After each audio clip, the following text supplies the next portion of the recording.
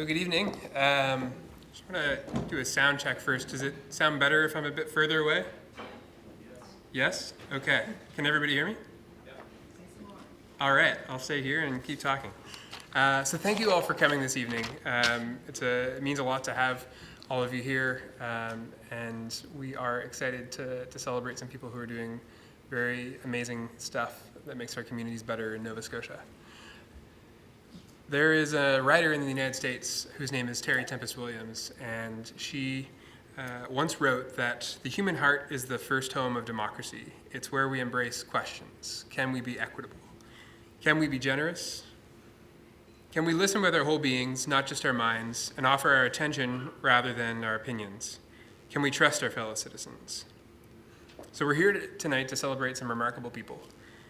Activists and their efforts to do the often thankless work of changing the status quo and righting wrongs that most of us would rather ignore.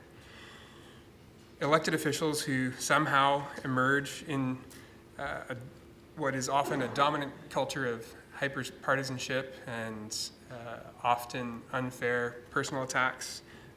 These people emerge with the respect of their colleagues from within their own parties and from across the aisle. We're here to recognize movements that have self-organized in response to social hunger for things to be different than they are, and public servants who often do great work that we never know about because someone else gets the credit for it. And I suspect that these are people who would regularly answer yes to some of the questions that Terry Tempest Williams asks.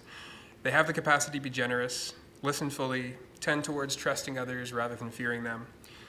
And they've nurtured a place in their hearts that serves the best interests of this place we call home, and we're here to celebrate that. So Terry Tempest Williams said that the human heart is the first home of democracy, which has us at Springtide these days asking some questions about what might those other homes be. Some of the questions we've been asking are how do we make those places a better fit for the practice and culture of democracy that we're trying to cultivate.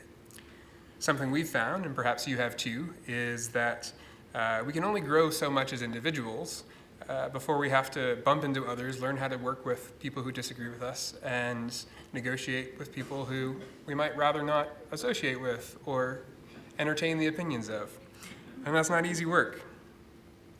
But it can be easier in a group of people that we choose to belong to, a group that we share common values with. And it's a whole different ballgame once we open it up to the broader community, which is the challenge that many of our elected officials in the room have to weigh when making decisions on our behalf.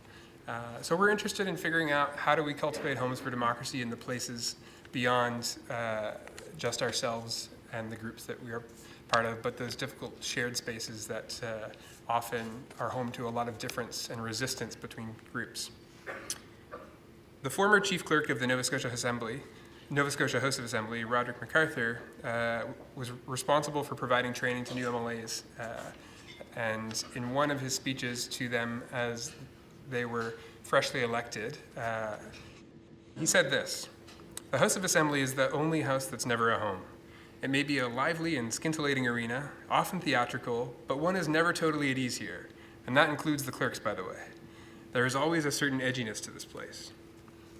If the human home is the first home of democracy, human heart is the first home of democracy, we're curious about asking the question, how can the House of Assembly be designed to better capture the essence of democracy and be a better home for it? How can it be designed to facilitate trust building, to allow for genuine exploration of questions none of us have the answers to create space for learning and in collaboration? We've been exploring this question at Springtide, inspired by some of the work done by last year's keynote speaker, Michael McMillan, who many of you have seen. So we recently sat down with over 40 former MLAs to conduct exit interviews with them, to ask them about their reflections on their time in public life, how politics really works, and how it can be improved. And we'll be releasing the findings of that set of interviews in the fall this year. To give you a sense of the kind of things we're hearing from former MLAs in our interviews, all of the conversations we've had are on the record, and we're going to be releasing it as a podcast, and the name of the podcast is titled Off Script, and you'll have to wait until the fall to learn why. Even sooner, we'll be launching a discussion about better voting systems for Nova Scotia.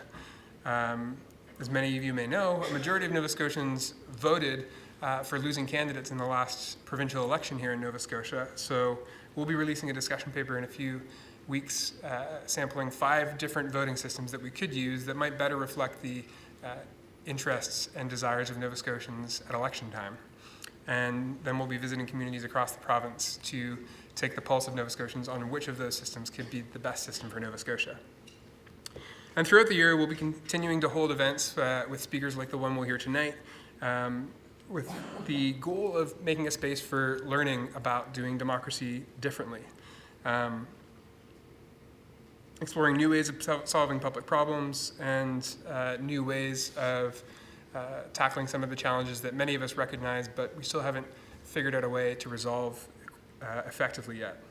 So I make the invitation to all of you who are in the room to come to more Springtide events and to be part of that community of learning. Our mission is to create a community of learning and practice for better democracy among Nova Scotians.